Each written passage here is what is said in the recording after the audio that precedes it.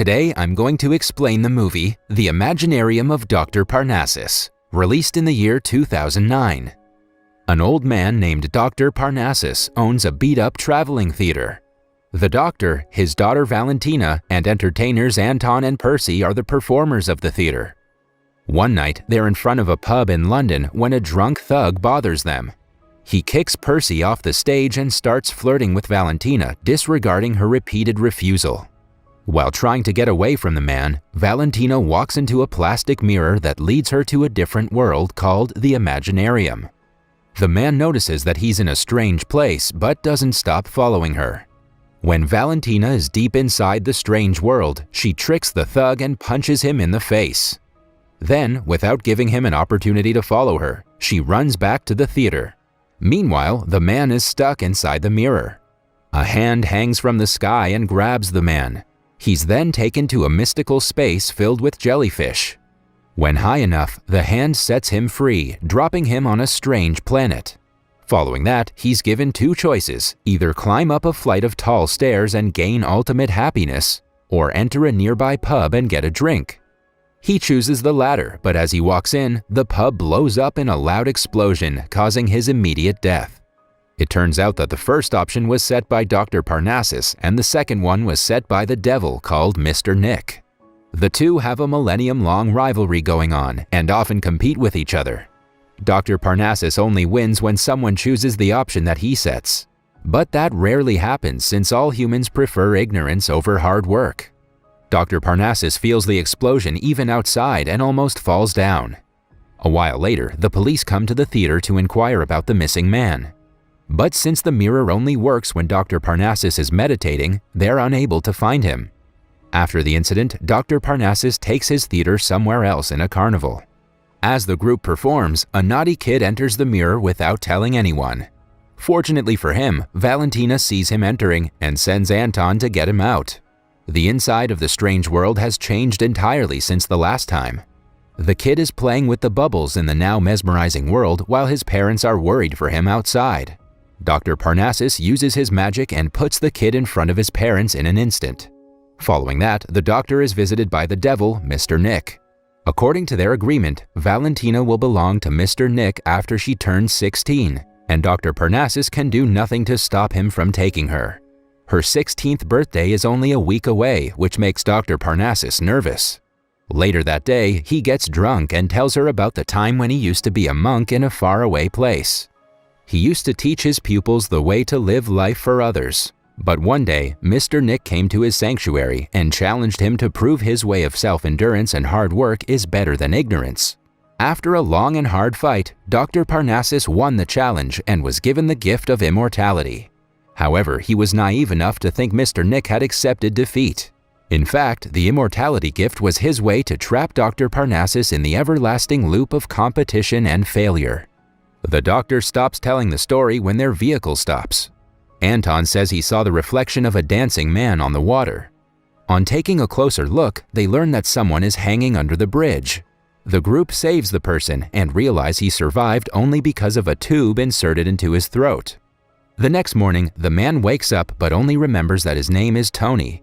The others decide to give him shelter until he gets better. That evening, Tony dresses up to perform with the group.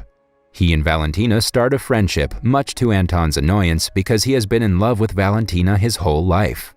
They start the next theater show, but Dr. Parnassus is too drunk to keep going. He returns to the back and is taken care of. Mr. Nick visits him again to remind him that he doesn't have much time left with his daughter. He allows him the last chance to save his daughter with another bet. If Dr. Parnassus manages to get 5 souls to follow his path in the Imaginarium, he wins. But if Mr. Nick does it earlier, he will be the victor. In a desperate attempt to save Valentina, Dr. Parnassus accepts the bet. He knows it'll be difficult, but he also believes that Tony has been sent for their help by the higher energy. That night, they start the theater show with the new motivation. Dr. Parnassus hopes to get as many customers as possible so he can win the bet. However, things go downhill when Anton forcefully carries a girl into the Imaginarium. The theater is attacked by the girl's friends. Percy quickly starts the vehicle and drives it away. Tony is almost caught, but he gets on the trunk of the driving vehicle and escapes with it. The woman who is sent inside the Imaginarium holds Mr. Nick's hand, which means he has one up on the Doctor now. After the chaos ends, the Doctor tells Valentina of her mother, who was also his first love. Long ago, the gift of immortal life proved to be a curse for the Doctor. He was in the streets begging for food and living a miserable life. That is, until the day he saw a beautiful girl pass by and instantly fell in love with her. She was in her 20s and was sure to never look at an old man like him. Hence, the devil made yet another bet with him. Dr. Parnassus fell right into his trap and accepted the proposal, but at the cost of his daughter's life when she turned 16. His wish to make the woman his wife was granted, and Valentina was born. Sometime later, her mother died of some disease, and now even Valentina is about to be taken away. In the following scene, Anton suggests they renovate the theater to attract more customers. By that night, they turn it into a modern-themed magic show. Anton's unusual charm helps them attract several women to the theater. He takes the first one inside the mirror, which is also his first trip to the Imaginarium. Emerging from the woman's dreams, the Imaginarium turns into a pool of fancy shoes, perfume, diamonds, and pearls. When it is time to choose between the two options, Tony convinces her to follow Dr. Parnassus's path. When the woman returns to the real world, she is over the moon. She signs a blank check to the Doctor and boasts about how good of a time she had in the wonderful place. Because of her influence, other customers argue about wanting to go first. Eventually, Dr. Parnassus manages to gain 4 souls in a single night, breaking his own record.